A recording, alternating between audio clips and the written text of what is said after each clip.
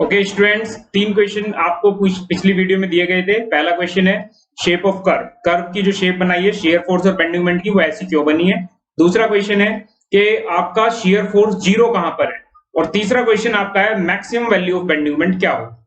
तो maximum value of bending moment वहां होगी जहां जीरो शेयर फोर्स होगा। जैसा कि आप देख भी पा रहे हैं डायग्राम में, आपने बिल्कुल क्लियरली मैंने बताया था इस लोकेशन पर शेयर फोर्स जीरो है तो वैल्यू बेंडिंग मोमेंट की मैक्सिमम कहां होगी, इसी पॉइंट पर, इस सेक्शन पर ही वैल्यू मैक्सिमम कितनी होगी वो देखते हैं कैसे सॉल्व करते हैं। ठीक है, तो यही प्रॉब्लम आज की हम सॉल्व कर रहे हैं, तीनों प्रॉब्लम्स। ओके, तो प्रॉब्लम है ये हमारे पास। ठीक है, इसका शेयर फोर्स आपको बनाना आना चाहिए कि कैसे हम शेयर फोर्स बनाएंगे। एक मेथड तो मैंने सिखा दिया आपको, अब मैं आपको एक और मेथड डिस्कस कर रहा हूं जो बेसिकली हम ऑब्जेक्टिव एग्जाम में यूज करते हैं और डायरेक्ट हम उससे बनाते हैं। इतना लंबा चौड़ा हमें कुछ हिसाब किताब लिखना नहीं होता, हालांकि कर वही रहे हैं जो हम पीछे कर चुके हैं। ठीक है, लेकिन थोड़ा फास्ट वे में करने की कोशिश करेंगे। जैसे सबसे पहले आप मुझे बताओ, ये ए पॉइंट है हमारा, ये बी पॉइंट है, देख सकते हैं आप ए सी डी बी, इस तरह से हम पॉइंट मान चुके थे। ये सी पॉइंट है, ये डी पॉइंट है। तो ए पॉइंट पर कितना शेयर फोर्स है, आप कहेंगे जितना अपवर्ड फोर्स लगा हो वो देख सकते हैं 25.4। भाई अपवर्ड रिएक्शन जो भी है वो शेयर फोर्स है यहाँ पर। ठीक है, चलो सी पर कितना है, आपने कहा कि सर सी पर अगर हम जाएंगे तो ये 4 किलो न्यूटन पर मीटर के रेट से कम होता चला जाएगा। कितने से नीचे, भाई यूडीएल का मतलब तो नीचे की तरफ है ना, और 25.4 ऊपर की तरफ है, तो सी पर जाएंगे तो 4 किलो न्यूटन पर मीटर की दर से कम होगा। तो 4 किलो न्यूटन पर मीटर के हिसाब से देखो कितनी दूरी है ए से सी तक, 1 मीटर। तो 4 गुना 1 मतलब 4 किलो न्यूटन के अमाउंट से ये शेयर फोर्स कम हो जाएगा जब तक ये सी पर पहुंचेगा। तो मतलब अगर यहाँ 25.4 है तो 25.4 में से आप घटा देंगे 4। क्लियर, 4 गुना 1 क्यों किया, क्योंकि 1 मीटर स्पान है और 4 किलो न्यूटन पर मीटर की इंटेंसिटी है। तो इस तरह से आप जब यहां पर 1 सब्ट्रैक्ट करेंगे तो ये आपके पास आ जाएगा 25.4 माइनस 4, तो ये हो जाएगा 21.4। क्लियर, तो ये वैल्यू हम यहां पर लिख सकते हैं 21.4। लेकिन जैसे ही सी पर आएंगे तो 10 किलो न्यूटन डाउनवर्ड लगा होगा, तो 10 किलो न्यूटन डायरेक्टली कम हो जाएगा। 10 जैसे ही 10 किलो न्यूटन कम करेंगे तो इट विल रिमेन 11.4। देखा, डायरेक्ट हम आइडेंटिफाई कर पा रहे कहां पर कितना शेयर फोर्स है। इसके बाद जैसे ही मैं डी पर जाता हूं, डी पर मुझे देखना है, तो यहाँ 11.4 तक आ गया हूं मैं। 11.4 सी से डी तक बीच में कितना यूडीएल है, आप कहेंगे 4 की इंटेंसिटी है और स्पान कितना है 3, तो 4 दिया कितना होता है 12। मतलब ये हो गया कि डी तक आते आते 12 मीटर और नीचे जाना पड़ेगा। अगर 12 मीटर और नीचे जाना है और 11.4 नीचे पहले से हूं तो कितना बचेगा फिर, आप कहेंगे 12 में से अगर मैं 11.4 को सब्ट्रैक्ट कर दूं तो यहां पर आएगा 6, यहां पर आएगा 0.6, लेकिन वो नेगेटिव आएगा क्योंकि 12 नेगेटिव में है ना, 12 नीचे है और 11.4 पॉजिटिव है। देखो 11.4 पॉजिटिव यहाँ पे देख सकते हैं। तो यहां तक आते आते, डी तक आते आते मैं नेगेटिव में चला गया हूं और नेगेटिव में -0.6। क्लियर, उसके बाद देखो डी से बी तक, डी से बी तक कितना, बी पॉइंट तक कितना मैं और नीचे चला जाऊंगा क्योंकि ये ट्राइंगल भी नीचे की तरफ बता रहा है आपको शेयर जाएगी। तो डी से बी तक नीचे और कितना जाना है, तो आप कहेंगे इसका एरिया देख लो कितना है, डी से बी तक मिला के टोटल डी से बी तक देख रहे हो तो डी से बी तक का एरिया देख लो। तो आप कहेंगे इसका एरिया तो हम कंप्यूट कर चुके हैं, 1/2 6 into 6, तो ये आपके पास बचेगा 18। तो 18 और नीचे जाना है तो 0.6 नेगेटिव में पहले से था, 18 और नेगेटिव जाना है तो -18.6, ये नेगेटिव में आ गया। और देखो यही रिएक्शन होनी चाहिए जो आपके पास नेगेटिव शेयर फोर्स बी पर आई है। क्लियर, बस अब आप इन्हें इनके कर्व से जोड़ दो। अब आप मुझे बताते चलना, सबसे पहले ये 25.4 मैं ग्रीन से कनेक्ट करता हूं, उसके बाद ये 21.4 पर ये स्ट्रेट लाइन होगी या पैराबोला होगा। आप कहेंगे सर शेयर फोर्स बना रहे हो तो स्ट्रेट लाइन होगी, क्योंकि लोड यूडीएल है तो शेयर फोर्स एक इंक्लाइंड लाइन रहेगी, एक स्ट्रेट लाइन टाइप रहेगा, ये कोई पैराबोला शेप नहीं होगा, कर्व नहीं होगा। और फिर सडन ड्रा डाउन हुआ, सडन फॉल हुआ एकदम से 10 का, 21.4 से 11.4 पर पहुंच गए। ठीक है, उसके बाद डी पर देखो कितना है, डी पर है -0.6, लेकिन सी से डी तक कर्व कैसा होगा, पैराबोला होगा क्या, बताओ बच्चों पैराबोला होगा क्या। आप कहेंगे नहीं सर पैराबोला नहीं होगा, क्योंकि सी से डी के स्पान पर यूडीएल लोड लगा है और जहां यूडीएल होता है वहां शेयर फोर्स इंक्लाइंड होती है। कैसी होती है, इंक्लाइंड। तो मैं आपको बता दे रहा हूं, इस तरह से आप बना लेंगे। क्लियर, अब बात उठती है डी से बी तक की। डी से बी तक शेयर फोर्स कैसा होगा, आप कहेंगे लोड है ट्राइंगल, अगर लोड ट्राइंगल है तो आपका शेयर फोर्स 2 डिग्री है, स्क्वायर पैराबोला जिसे हम कहते हैं वो होगा। क्लियर? तो कैसे बनेगा, शेप कैसा होगा शेयर फोर्स का? आप देखो लोड बढ़ता जा रहा है, लोड अगर बढ़ रहा है डी से बी तक जाने पर लोड की इंटेंसिटी बढ़ रही है। लोड की इंटेंसिटी बढ़ने का मतलब ये हुआ, लोड की इंटेंसिटी बढ़ने का मतलब ये हुआ कि आपके शियर फोर्स के कर्व, आपके शियर फोर्स के कर्व, कर्व का स्लोप भी बढ़ेगा, कर्व के जो स्लोप होगा वो भी बढ़ेगा। कैसे बढ़ेगा? देखो पैराबोलिक और बढ़ते स्लोप का, बढ़ता हुआ स्लोप है ये, कोई कंफ्यूजन नहीं होना चाहिए बच्चों इस बारे में। देखो कैसे बढ़ रहा है, यहां पर लगभग फ्लैट है कर्व और यहां पर देखो 90 को अप्रोच कर रहा है कि नहीं कर रहा है? नहीं।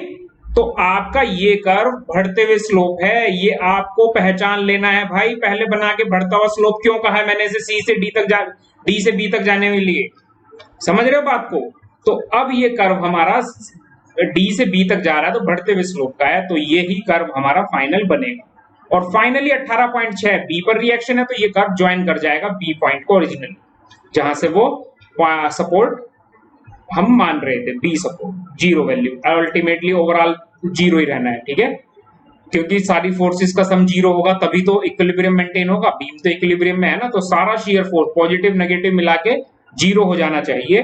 That is the concept of equilibrium. तो कॉन्सेप्ट समझ आया होगा कैसे मैंने बनाया, और क्वेश्चन में इस पे करके दिखाऊंगा आपको, तो और अच्छे से आपको समझ आएगा। क्लियर? अब जरा इसमें बेंडिंग मोमेंट का खेल भी देख लेते हैं। बेंडिंग मोमेंट कैसे बनेगा भाई? बेंडिंग मोमेंट बनाने के लिए हमारे पास दो तरीके हैं। एक तरीका तो होता है बेंडिंग मोमेंट बनाने के लिए कि आप शियर फोर्स का सहारा ले लें। किसका सहारा लें? शियर फोर्स का। और शियर फोर्स की हेल्प से आप बेंडिंग मोमेंट निकाल लें। और एक तो मैंने बताया ही था आपको पहले से। देखो शियर फोर्स वाला कॉन्सेप्ट कैसे हेल्प करेगा हमें बेंडिंग मोमेंट को ड्रॉ करने के लिए, जरा उसके बारे में मैं आपको कुछ बताना चाहता हूं। सबसे पहले आपको एक पॉइंट ध्यान रखना, area of shear force up to any section, up to any section, किसी भी सेक्शन तक शियर फोर्स का एरिया इक्वल होगा, will be equal to value of bending moment, value of bending moment at that section, उस section पर, at that section, उस section पर bending moment की वैल्यू के इक्वल होगा। बताओ भाई समझ आया कि नहीं आया? और अगर ये समझ आ चुका है तो अब आगे बढ़ते हैं।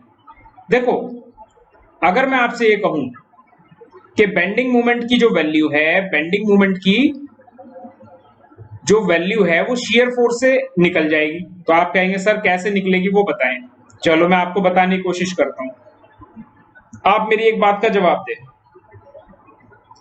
ये आप देख सकते हैं इस डायग्राम में ए पॉइंट है, ये आप देख सकते हैं सी पॉइंट है। यहां से लेकर यहां तक कितना एरिया होगा इस शियर फोर्स के डायग्राम का? आप कहेंगे सर ये ट्रेपेजियम है, ये ट्रेपेजियम है, तो ट्रेपेजियम का एरिया तो निकालना पड़ेगा। तो ट्रेपेजियम का एरिया निकालना कौन सी बड़ी बात है? A plus b by 2 into h. चलो निकाल लेते हैं।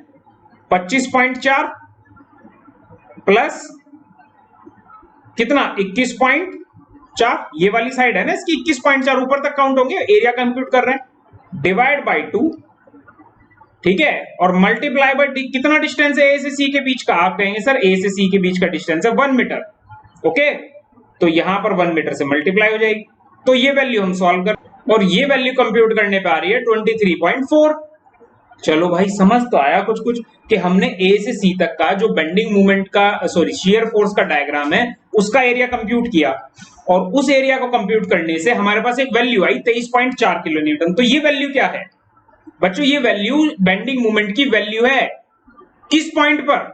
जिस पॉइंट तक आपने शियर फोर्स का एरिया निकाला है उस पॉइंट पर। जैसे आपको मैंने बता दिया था कि ए पॉइंट पर जीरो बेंडिंग मोमेंट होगा, लेकिन ये रहा आपका सी पॉइंट। कौन सा पॉइंट है ये? सी। अब सी पॉइंट पर अगर बेंडिंग मोमेंट चाहिए तो शियर फोर्स का एरिया देखो कितना आया। आपने कहा सर शियर फोर्स के एरिया ने 23.4 किलो न्यूटन मीटर की वैल्यू बताइए मुझे। समझ आया एरिया ऑफ शियर फोर्स से कैसे कंप्यूट कर रहा हूं मैं इस प्रॉब्लम को? शियर फोर्स का एरिया निकाल के मैं बेंडिंग मोमेंट की वैल्यू कंप्यूट कर रहा हूं बच्चों। पहले तरीके में मैंने कहा था डायरेक्ट कंप्यूटेशन, न्यूमेरिकल कंप्यूटेशन। और इस बार मैं आपको बता रहा हूं कि जैसे आपने इक्वेशन बना बनाकर ए पर इतना, सी पर इतना, ये करने की जरूरत नहीं है। क्या करना है? शियर फोर्स का एरिया निकालना है। किसका एरिया निकालना है? शियर फोर्स का। और शियर फोर्स का एरिया निकालने के तुरंत बाद आपके पास क्या आ जाएगा? Value of bending moment. क्या आएगा बच्चों? वैल्यू ऑफ बेंडिंग मोमेंट उसी पॉइंट पर। तो अब आपको ये समझना है कि किस तरह से अब अगले पॉइंट पर मैं जाने वाला हूं। अच्छा, मुझे एक बात सबसे पहले ये पता करनी थी कि शियर फोर्स जीरो कहां है। ये तो मैं भूल गया, ये मैं भूल गया। ठीक है, तो मैं इसे पहले कंप्यूट करूंगा, नहीं तो मैं मैक्सिमम वैल्यू बेंडिंग मोमेंट नहीं निकाल पाऊंगा। ठीक है, जब तक मुझे ये नहीं पता चलेगा शियर फोर्स जीरो कहां है, तब तक मैं मैक्सिमम वैल्यू बेंडिंग मोमेंट नहीं कंप्यूट कर पाऊंगा। तो पहले थोड़ा सा मैं बेंडिंग मोमेंट के कॉन्सेप्ट को रोक रहा हूं, लेकिन कॉन्सेप्ट दिमाग से मत जाने देना।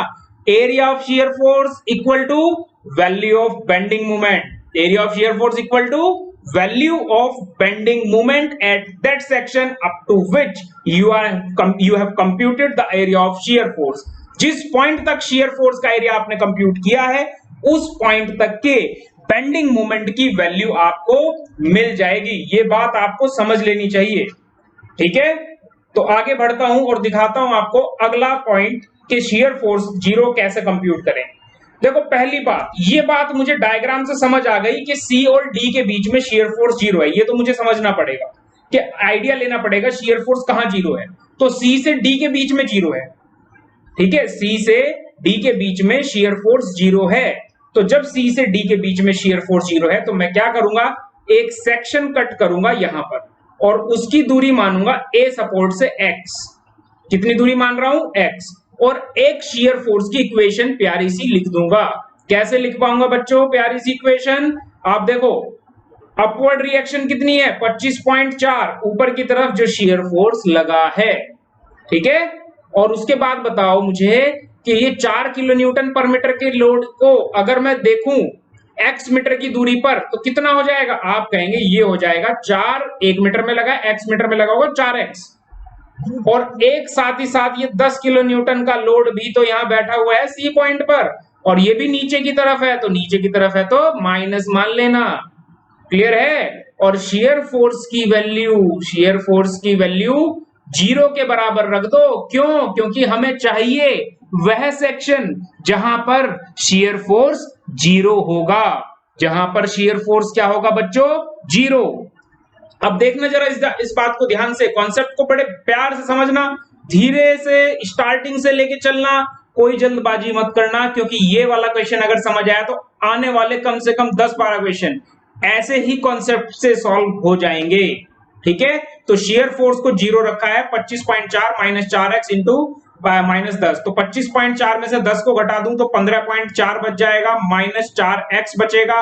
दिस इंप्लाइज दैट, ये इक्वेशन इंप्लाई करती है कि x बराबर 15.4 divide by 4 and equals to आएगा ये 3 समथिंग ना, 85। क्लियर? कंप्यूट किया तो मुझे पास आया वैल्यू 3.85। तो बच्चों, अब ये बात आपको समझ आई कि जो हमारा शियर फोर्स जीरो है, ए बिंदु से लेकर ये दूरी आपकी 3.85 है, क्योंकि x यही माना था हमने। इस वीडियो को रिवाइंड करके देख लेना अगर ये कॉन्सेप्ट समझना आया हो तो। हमने क्या किया? शियर फोर्स की इक्वेशन बनाई है उस स्पान के बीच में जहां पे संभावना थी शियर फोर्स जीरो हो सकता है। ठीक है, उस स्पान पर जहां पर हमें संभावना थी शियर फोर्स जीरो हो सकता है, और हमने इस तरह से ये वैल्यू सॉल्व कर दी। ठीक है, इसका एक और आसान तरीका बताता हूं। अब मुझे ये बताओ, सी से कितनी दूरी बची? मान लिया ये पॉइंट आपका ई पॉइंट है जहां पर शियर फोर्स जीरो है, तो सी से लेकर ई तक की दूरी कितनी बची? आप कहेंगे 3.85 तो टोटल है, और ए से सी तक की दूरी 1 मीटर है, तो ये कितनी बचेगी? 2.85। क्लियर? ये सी से लेके ई तक की दूरी, ई कौन सा पॉइंट माना जहां पर शियर फोर्स क्या है? जीरो।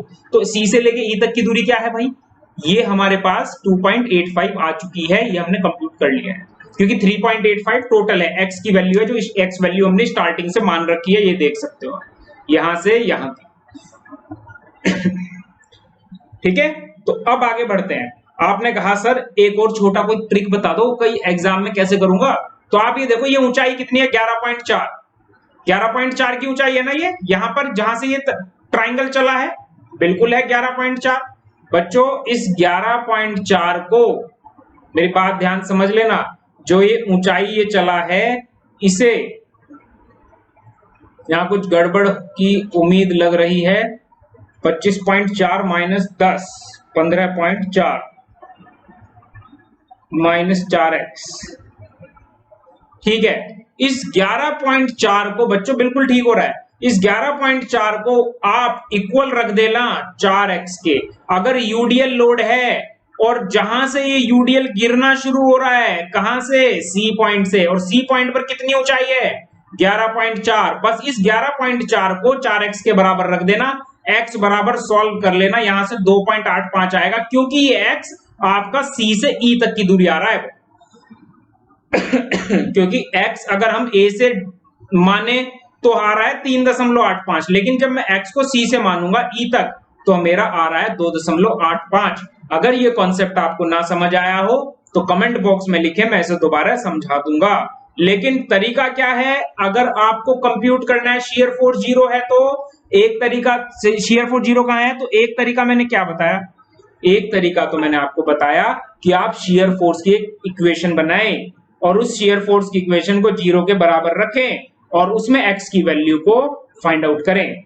अच्छा, सेक्शन कहां पे काटना है आपको, जहां पे संभावना है शियर फोर्स जीरो का, वहां पर। जैसे मुझे संभावना थी c से d के बीच में शियर फोर्स जीरो हो सकता है, तो सेक्शन वहीं पे कट किया गया। अब a से c के बीच में तो करूंगा नहीं, क्योंकि संभावना है ही नहीं शियर फोर्स जीरो होने की। c पर पॉजिटिव था, d पर नेगेटिव हो गया, तो c से d के बीच में ही कहीं जीरो होगा ना भाई। c पर तो शियर फोर्स पॉजिटिव और d पर हो गया नेगेटिव, तो इसका मतलब क्या है, c से d के बीच में कहीं ना कहीं शियर फोर्स क्या हुआ है, जीरो। क्लियर। तो अब आपको एक बात समझनी है, एक बात ये समझनी है आपको कि शियर फोर्स जीरो कैलकुलेट करने के दो तरीके, एक तो इक्वेशन लिखकर और दूसरा ये देखो कि वो ट्राइंगल जो गिरना शुरू हुआ है वो कहां से हुआ है जैसे यहां पर सी पॉइंट से हुआ है, कहां से हुआ है, सी पॉइंट से, और कितनी वैल्यू है 11.4, किसके कारण गिर रहा है, यूडीएल के कारण। तो 11.4 बराबर 4x रख दो, 4 क्या है यूडीएल की इंटेंसिटी और x वो दूरी जहां से तुम कंप्यूट करना चाहते हो। क्लियर। तो ये बात आप ध्यान रखो। तो अंत में हम लोग ये कह सकते हैं बच्चों कि हमें ये पता चल चुका है शियर फोर्स कहां जीरो है, और अगर ये पता चल चुका है शियर फोर्स कहां जीरो है तो maximum value of bending moment भी हम निकाल पाएंगे, क्योंकि जहां शियर फोर्स जीरो होता है वही वैल्यू बेंडिंग मोमेंट की मैक्सिमम आती है। क्लियर। तो देखो ई पॉइंट पर अगर मुझे बेंडिंग मोमेंट की वैल्यू चाहिए तो मैं ई पॉइंट तक बेंडिंग मोमेंट की वैल्यू को कैलकुलेट, ई पॉइंट पर बेंडिंग मोमेंट की वैल्यू कैलकुलेट करने के लिए ई पॉइंट तक के शियर फोर्स का एरिया कंप्यूट कर दूंगा। कहां से कहां तक का एरिया, ए से लेकर ई पॉइंट तक का शियर फोर्स का एरिया मुझे कंप्यूट करना पड़ेगा बच्चों। क्लियर। तो देखो कैसे करता हूं, आप मुझे ये बताओ ए से सी तक जो शियर फोर्स का एरिया है वो आपने पहले ही कंप्यूट कर रखा है 23.4, बताओ कर रखा है कि नहीं कर रखा है। और इसके बाद अगर आप देखेंगे सी से ई तक का जो ट्राइंगल है उसका एरिया कंप्यूट करना है, सी से ई तक ट्राइंगल है तो उसका एरिया कंप्यूट करना है, उसका एरिया क्या होगा 1/2 बेस कितना है उसका 2.85, हाइट कितनी है 11.4, ये एरिया मुझे कंप्यूट करना है। और ये जो एरिया मैंने कंप्यूट किया है बच्चों, आप देखो इस ट्राइंगल का एरिया आया है, ये देख सकते हैं आप, ये ऊपर ट्राइंगल का एरिया सी से ई तक का, क्योंकि शियर फोर्स का area value of bending moment होती है। क्लियर। 23.4 जो कि एक पॉजिटिव एरिया है, ऊपर की तरफ है ना ए से सी तक का एरिया 23.4, और ये सी से ई तक का एरिया ये भी पॉजिटिव है, तो दोनों एरिया आपस में ऐड हो जाएंगे, तब हमारे पास maximum value of bending moment आ जाएगी, maximum value of bending moment आ जाएगी। क्लियर। कैसे, आप देखो यहां से लेकर यहां तक तो 23.4 पता चल चुका है, इसके बाद मैक्सिमम वैल्यू निकालने के लिए आप देखो 1/2 2.85 इंटू 11.4, इसे मैं सॉल्व कर देता हूं। तो बच्चों ये वैल्यू मेरे सॉल्व करने पर आ रही है 16.245 और ये 23.4, टोटल एरिया ए से लेकर ई तक का, ए से लेकर ई तक शियर फोर्स का एरिया मेरे पास आ जाएगा 23.4, मैं यहां पर लिख देता हूं आप लोगों के लिए 23.4 प्लस 16.245, ये वैल्यू आ जाती है मेरे पास 39.645, 39.645. It means the maximum value of bending moment which is at E point, जहां पर shear force 0 है, 39.645 है, 39.645 है। ये सारी वैल्यू किलो न्यूटन मीटर में आ रही है। क्लियर? अब आप देखो मैक्सिमम वैल्यू आ गए, और मैक्सिमम वैल्यू अटेन करने के बाद कर्व को फॉल होना है। कर्व को क्या होना है बच्चों? फॉल। क्लियर? तो अब जरा एक बात समझो, इसके बाद मुझे बताओ डी पॉइंट पर कितना वैल्यू होगा बेंडिंग मोमेंट का इस पॉइंट पर। अगर आप ये कहें कि सर इसके बाद कर्व नेगेटिव हो गया ई के बाद, ये डी पॉइंट है, इसके बाद कर्व क्या हो गया? नेगेटिव। तो ई से डी तक का जो नेगेटिव एरिया है वो घटा दिया जाएगा 39.645 में से। 39.645 में से वह नेगेटिव एरिया जो ई से डी तक के बीच में कवर हुआ है वह घटा दिया जाएगा। सबसे पहले ई से डी तक की दूरी कितनी बची भाई? 2.85, तो सी से लेकर ई तक है। क्यों भाई? स्लो करके देख लेना अगर नहीं समझ आ रहा हो तो। सी से ई तक की दूरी कितनी है? 2.85। क्लियर? और ई से डी तक कितनी बचेगी? टोटल तो 3 है ना बच्चों। मुझे ऐसा लगता है कि आपको भी समझ आ रहा है, लेकिन थोड़ा सा यहां पर भीड़ ज्यादा हो चुकी है नंबर्स की। ठीक है, तो फोकस बना के जरा समझो। 3 - 2.85 करोगे तो कितना बचेगा? 0.15। तो ये वैल्यू मेरे पास 0.15 बची है। ई से लेकर डी तक की जो दूरी है 0.15, और फिर इस ट्राइंगल का एरिया जब मैं कंप्यूट करूंगा, ये वैल्यू कंप्यूट करके, तो मेरे पास ये वैल्यू आएगी 1/2 मल्टीप्लाई बाय 0.6 मल्टीप्लाई बाय 0.15। और चूंकि ये नेगेटिव एरिया है तो ये मैक्सिमम बेंडिंग मोमेंट से कट जाएगा। तो जो भी मैक्सिमम बेंडिंग मोमेंट है उसमें से 0.15 ये और आपका 0.6 जो कि नेगेटिव वैल्यू है घटा देंगे, तो वैल्यू आएगा मेरे पास 39.645 है मैक्सिमम वैल्यू। 645 में से माइनस करूंगा 0.5 into 0.6 multiply by 0.15, and this value is 39.6। आप लोग देख सकते हैं जो मेरा डी पॉइंट है यहां पर वैल्यू स्लाइटली डाउन है, एंड दैट इज 39.6। क्लियर? बहुत थोड़ा कम हुआ है। अगर प्रीवियस पेज पर जाकर दिखाऊं आप लोगों को, जब मैंने क्वेश्चन आपको रेगुलर सॉल्व करके दिया था, तो रेगुलर मेथड से यहां पर 39.6 आ रही थी कि नहीं आ रही थी डी पॉइंट पर, लेकिन मैंने कहा था ये मैक्सिमम वैल्यू नहीं है। मैक्सिमम वैल्यू कहां है? जहां पर आपका बेंड शियर फोर्स 0 है, जो कि ई पॉइंट है। लेकिन अभी हमें वैल्यू नहीं पता थी, ठीक है, और आज हमने वैल्यू पता कर ली है। देख सकते हैं आप लोग कितनी है? 39.645, एंड 39.6 क्या है आपका? 39.6 is yours value of bending moment eight D point. ये आपका पॉइंट है डी। और एट लास्ट मैं बता नहीं रहा हूं, आप लोगों को पता है बी पर 0 होने वाली है। क्यों? ये आप लोग बहुत अच्छे जानते हैं, क्योंकि बी एक हिंज पॉइंट है, और हिंज पॉइंट पर आपका बेंडिंग मोमेंट 0 होता है। और अगर आपको पता करना कैसे हो, तो पिछली जो वीडियो है जो मेरे ऐप के अंदर है, एक्सेस इंजीनियर्स ऐप के अंदर, वो आप देख सकते हैं, उसे आप रेफर कर सकते हैं। क्लियर? ओके।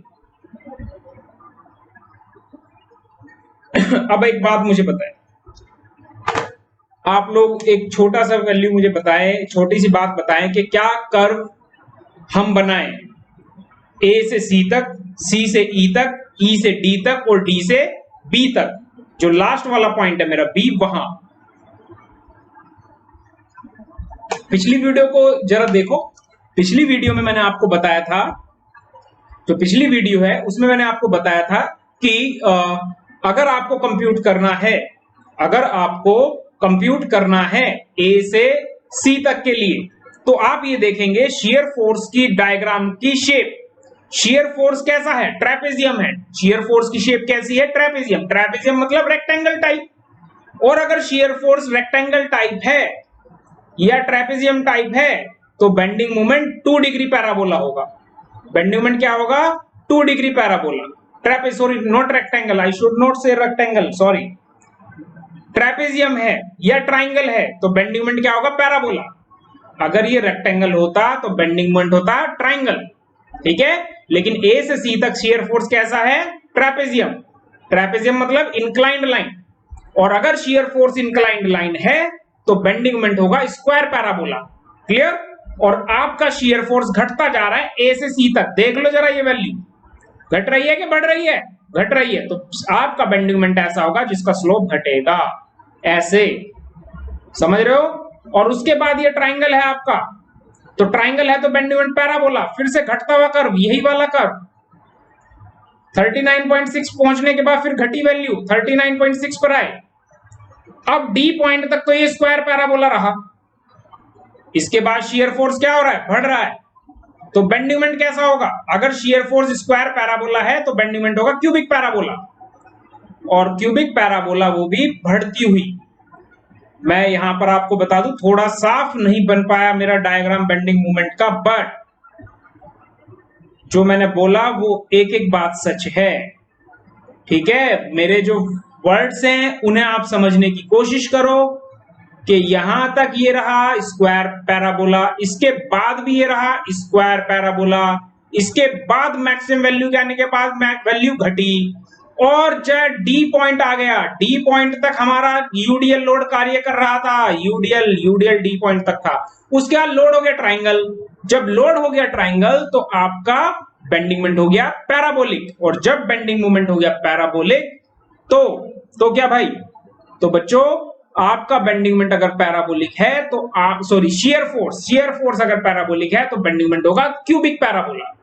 बेंडिंग मोमेंट क्या होगा? Cubic parabola. और आपका शियर फोर्स बढ़ रहा है, डी से लेकर बी तक शियर फोर्स बढ़ रहा है, तो शियर फोर्स अगर बढ़ रहा है तो बेंडिंग मोमेंट क्या होगा? क्यूबिक पैराबोला, और वो भी ऐसे स्लोप के साथ।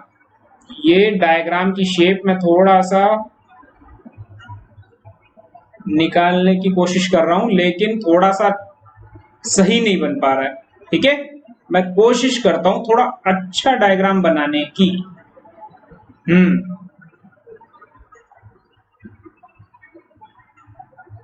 ऐसा कुछ। अब इतना ही कह सकता हूं कि मेरी बातों को समझो। ठीक है, डायग्राम पर उतना फोकस मत करो क्योंकि मुझसे बन नहीं पा रहा है। ठीक है, ये क्यूबिक है, ये स्क्वायर है, और ये भी स्क्वायर है। जो ए से सी तक का है, ए से सी तक का बेंडिंग मोमेंट का कर्व है स्क्वायर पैराबोला, जो सी से ई तक है वो भी स्क्वायर पैराबोला, जो ई से डी तक है वो भी स्क्वायर पैराबोला, लेकिन जो डी से बी तक है दैट इज क्यूबिक पैराबोला। कैसा? Cubic parabola. समझ आया बच्चों ये बात? ऐसा नहीं होता क्यूबिक पैराबोला जैसा बना दिया मैंने। ठीक है, वो तो अच्छा दिखता है लेकिन मुझसे नहीं बन पाया, तो आप इसी से काम चलाओ। ओके, तो ये हमारे पास प्रॉब्लम का आंसर हो चुका है। अब सवाल एक छोटा सा है। वो सवाल क्या है? वो सवाल ये है कि ये सर स्लोप आप कैसे देख लेते हो? तो स्लोप कैसे देख लेते हैं ये पिछली वीडियो में एक्सप्लेन किया है, जो एक्सेस इंजीनियर्स की ऐप में आपको मिल जाएगा। ठीक है, वहां पर आपको ये कोर्स बाय करना पड़ेगा, परचेज करना पड़ेगा। बच्चों बहुत ही कम कीमत रखी है, 400 रुपीज कंप्लीट सोम की वो चार्जेस हैं।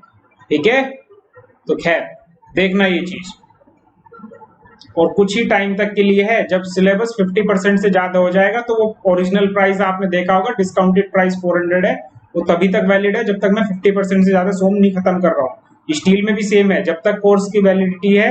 और जितने बच्चे फीस जमा कर चुके हैं, मैं फिर से आपको बता दूं, जो कोचिंग में रिसेंट एडमिशन है, बिल्कुल नए एडमिशन थे जिन्होंने फीस जमा कर दी थी, आप लोग मुझे बताएं कि सर हम फीस जमा कर चुके थे, तो मैं आपके लिए जो बच्चे बिल्कुल रिसेंट होंगे फ्री कर दूंगा, जो थोड़े कुछ महीने पुराने होंगे तो उनके लिए 50% कर दूंगा, इसमें भी 400 का भी 200 कर दूंगा। क्लियर? तो वो आप जब मुझे बताएंगे तभी मैं आपके लिए कर पाऊंगा। ठीक है, और अगर कभी आपको लगे कि सर हमारे पास उतने भी पैसे नहीं है, तो आप मुझे एक बार अपनी कंडीशन बताएं कि सर 400 भी हम पे नहीं कर पा रहे हैं, इस वक्त हमारी कंडीशन नहीं है। भाई होती है, ठीक है, ये सिचुएशन ही ऐसी है, किसी के साथ किसी भी तरह की सिचुएशन आ सकती है, कोई इमेजिन नहीं कर सकता कोई कितनी बुरी सिचुएशन से इस वक्त गुजर रहा होगा। ठीक है, तो आप बता सकते हैं फोन करके जो भी आपकी ग्रीवेंस है, तो मैं आपको फ्री ऑफ कॉस्ट भी ये कोर्स प्रोवाइड करा दूंगा, उससे आप निश्चिंत रहें। क्लियर? ओके, आगे बढ़े, आगे बढ़ते हैं बच्चों। इस क्वेश्चन के अंदर ये क्यूबिक पैराबोला, देखो यहां पर आपका स्लोप, आप टेंजेंट ड्रॉ करो, एक टेंजेंट ड्रॉ करो, उसका हॉरिजॉन्टल से एंगल देखो, यहां पर टेंजेंट ड्रॉ करो ऐसे, और इसका हॉरिजॉन्टल से एंगल देखो, देखो 90 के पास पहुंच चुका है, यहां पर एंगल हमारा हो चुका है लगभग लगभग 90 डिग्री, और यहां पर थोड़ा कम था नहीं, तो इससे पता चलता है स्लोप बढ़ रहा है। और जब बेंडिंग मोमेंट का स्लोप बढ़ेगा तो शियर फोर्स का वैल्यू बढ़ना चाहिए, शियर फोर्स का स्लोप नहीं, शियर फोर्स का वैल्यू। इस पर्टिकुलर कॉन्सेप्ट पे मैं आपके लिए कैंटिलीवर के अंदर एक स्पेशल प्रॉब्लम्स लाऊंगा, जिसमें केवल आपको यह देखना है कि शियर फोर्स का स्लो वैल्यू बढ़ रहा है तो बेंडिंग मोमेंट का स्लोप बढ़ेगा, शियर फोर्स घट रहा है तो बेंडिंग मोमेंट का स्लोप घटेगा। ठीक है, यही आपको दिखवाऊंगा आपको नेक्स्ट वीडियो में, जो कि कैंटिलीवर पर बेस्ड है। इस वीडियो में मैं आपको अगले क्वेश्चंस की तरफ लेके चलता हूं। ओके ओके स्टूडेंट्स, कुछ और क्वेश्चंस हैं जो इसी तरीके से सॉल्व करने हैं जैसे मैंने पिछले क्वेश्चंस किए हैं। ठीक है, ऐप के अंदर मैं सारे क्वेश्चन सॉल्व कर दूंगा आपके लिए, लेकिन अभी एज ए जैसे मैं इस वीडियो को यूट्यूब पे अपलोड किया है तो मैं चाहूंगा आप ये खुद से सॉल्व करें। ठीक है, बड़े ही सिंपल क्वेश्चंस हैं, और अगर कोई भी डाउट हो तो ऐप के अंदर आप चेक कर सकते हैं एक बार, और मेरे यूट्यूब पे भी अगर कोई कमेंट आप करेंगे तो मैं उसका भी रिप्लाई करूंगा, उसके भी डाउट्स का आपको रिप्लाई भेज दूंगा। ठीक है, तो कोशिश करना खुद से सॉल्व करने की। देखो यहाँ पर ए से बी तक आपका, ए से सी तक कोई लोड नहीं है, सी से डी तक आपका ट्राइंगुलर लोड है, डी से ई तक आपका लोड है, डी से ई तक कोई लोड नहीं है, ई पर पॉइंट लोड है, ई से बी तक कोई लोड नहीं है। देखो कोई कंसेप्ट वही है, जहां कोई लोड नहीं है, जहां कोई लोड नहीं है, नो लोड इज एक्टिंग, ठीक है, कोई लोड नहीं है, वहां पर आप ये जान लें कि वहां पर आपका शियर फोर्स रेक्टेंगल होगा। रेक्टेंगल कैसे होने वाला है? रेक्टेंगल। और जैसे ही आया ट्राइंगल तो शियर फोर्स हो जाएगा पैराबोला। देखो शेप, देखो शेप क्या है? पैराबोला। और पैराबोला भी वो जिसका स्लोप बढ़ता चला जाए। कैसे पता बढ़ रहा है स्लोप? भाई यहां पर देखो स्पर्शी, टेंजेंट ड्रॉ करो इस पॉइंट पर, एंगल है इतना, यहां पर ड्रॉ करो टेंजेंट, हॉरिजॉन्टल के साथ एंगल गया बढ़, तो स्लोप बढ़ रहा है, स्लोप बढ़ रहा है इस कर्व का। ठीक है, तो सी से डी तक आपका लोड बढ़ता चला जा रहा है, लोड की इंटेंसिटी ट्राइंगल बढ़ रहा है, तो आपका शियर फोर्स का स्लोप भी बढ़ेगा। और फिर डी से ई तक कोई लोड नहीं है, there is no load in between D and E, तो आपका वैल्यू यहां पर कांस्टेंट रहा। और ई से लेकर बी तक अगर मैं बात करूं, ई से बी तक, क्लियर, तो फिर से कोई लोड नहीं है, सेम रहा। लेकिन जैसे हम 15 पर आए तो 15 का यहां पर आपको सडन राइज देखने को मिला। ये जो डायग्राम बना हुआ है, जो हमने समझे हैं, एक बेसिक अंतर है, यहां पर अपवर्ड शियर फोर्स को नेगेटिव मान रहा है। कई बच्चों को ये कंफ्यूजन होता था, इसीलिए मैंने ये क्वेश्चन डाल दिया। अपवर्ड शियर फोर्स क्या मान रहा है इस क्वेश्चन में? Upward shear force negative consider किया जा रहा है। कैसा कंसिडर किया जा रहा है? नेगेटिव।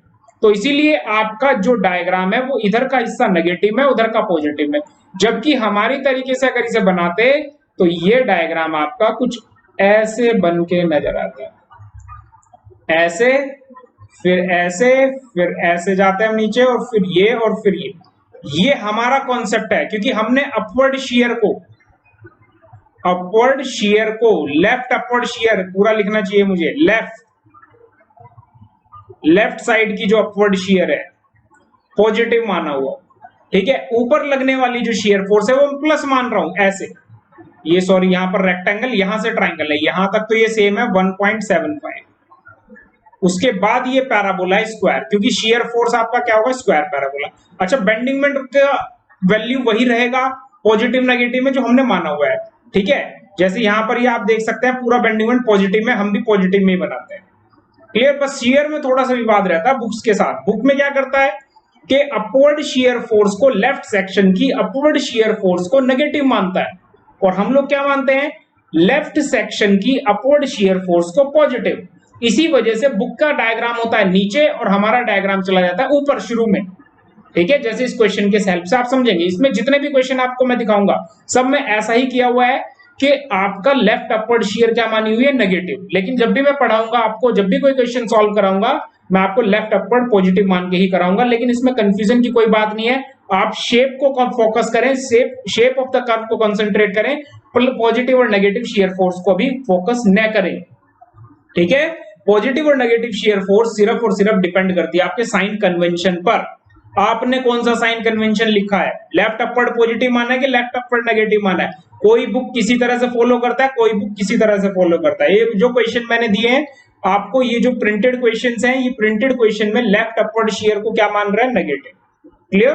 तो इसी तरह से आपका ये शियर फोर्स डायग्राम। अच्छा, बेंडिंग मोमेंट डायग्राम, यहां तो ट्राइंगल है, this is triangle, okay, linear है ये यहां तक, क्योंकि आपका शियर फोर्स क्या है, रेक्टेंगल। उसके बाद इस पॉइंट के बाद आपका शियर फोर्स हो चुका है पैराबोला, क्योंकि लो ट्राइंगल शियर फोर्स पैराबोला, तो आपका बेंडिंग मोमेंट हो जाएगा cubic parabola. This is your cubic parabola. और जहां पर शियर फोर्स 0 है वहां वैल्यू होगी मैक्सिमम। ठीक है, वहां वैल्यू क्या होगी, मैक्सिमम। और मैक्सिमम वैल्यू के बाद ये फिर से फॉल करेगा, और आपका जैसे ही ये पैराबोला खत्म हुआ तो क्यूबिक पैराबोला केवल यहां तक है। ये आप ध्यान रखेंगे बच्चों, ये पॉइंट आपका सी है, ऊपर डायग्राम से मैच करना, और ये है आपका डी।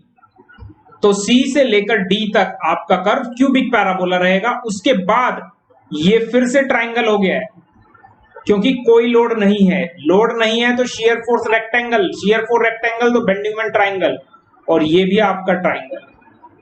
ठीक है, ये इसकी शेप है। इसी तरह से आप कुछ क्वेश्चंस नोट करें जो मैं चाहूंगा आप लोग सॉल्व करें। एक ये क्वेश्चन है, इसे आप नोट करें। ठीक है, इस क्वेश्चन को आप खुद से सॉल्व कर सकते हो। इसके बाद ये वाला क्वेश्चन मैं आपको सॉल्व कराऊंगा ऐप के अंदर नेक्स्ट वीडियो में। ये क्वेश्चन मैं सॉल्व कराऊंगा। Then this particular question of two side overhang, दोनों तरफ ओवरहैंग होता है। इसके जो कुछ बेसिक पॉइंट्स हैं कि स्पान कितना होना चाहिए पॉजिटिव नेगेटिव बेंडिंग मोमेंट के लिए, और जीरो उसके लिए पॉइंट ऑफ कॉन्ट्राफ्लेक्सर क्या होता है, ये मैं इस वाले क्वेश्चन में डिस्कस करूंगा। इसके बाद मैं आपको चाहूंगा कि एक दो ओवरहैंग के क्वेश्चन आप खुद से भी सॉल्व करें, और ये वाला क्वेश्चन तो मैं खुद ही सॉल्व कराऊंगा। ठीक है, इसके बाद का क्वेश्चन आपको मैं सॉल्व करने के लिए दूंगा, और फिर इसका सॉल्यूशन भी मैं आपको कराऊंगा। क्लियर? तो आप लोग बने रहें इस वीडियो में, नेक्स्ट वीडियो में आपको जल्दी ही प्रोवाइड कर दूंगा। ओके।